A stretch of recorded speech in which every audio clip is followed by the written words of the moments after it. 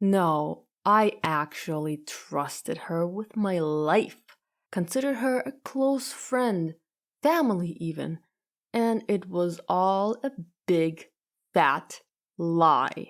Are you serious? I'm an extremely paranoid person, but will nonetheless naively trust the wrong people and end up traumatized, which then adds to the paranoia and crippling anxiety. This messed up story turned out being the last straw. I don't think I'll ever be able to trust anyone anymore. I met this woman at a New Year's party. Our mutual friends introduced us and we quickly hit it off. Let's call her Liara. Even though I had to move to Qatar for work back then, we became besties. And when I returned because of COVID, I spent most of my free time with her. Nothing gave away signs of doom. And yet... Emotional, damn it! She soon introduces me to her friend. Let's call him Faik. All interactions with him were online, under the pretense that he doesn't meet up with people he met online. I personally don't really care whether I interact with someone online or in real life, and being an introvert anyway, I didn't give it much thought. After a while, these two ended up being my only friends. I shared everything with them. Even after moving to Lithuania for university and then dropping out from burnout and depression, returning roughly 2 years later, aside from my brother, Liara and Faik were my only support group and closest friends. When I returned, Liara introduced me with my current best friend, who we shall call Ray. Ray and I became gaming buddies, and because we have a similar idiotic sense of humor and a blunt, no-nonsense mentality, it's no surprise we got close pretty fast. Nice. Last year, on a lovely summer day, Ray and I met up for some food and ice cream, and when it was about time to go home, he told me how he suspects Faik of being fake. As in, he doesn't exist, and Liara runs his socials. He said he didn't have any solid proof except for his own experiences with both Liara and Faik, which was why it took him so long to tell me in fear I'd react poorly to such news. Quite understandable though. I didn't wave off his story and proposed we dig for evidence together. It was embarrassingly easy to expose this whole scheme.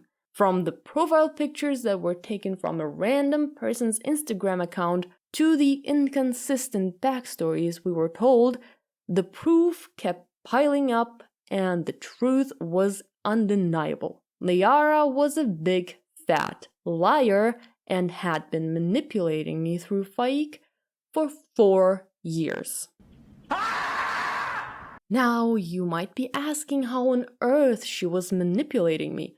Well, first off, whenever Liara and I had a disagreement, I went to Faik for an outside perspective, but he usually ended up changing my mind in Liara's favor. She also subtly used Faik to get me to pay for things.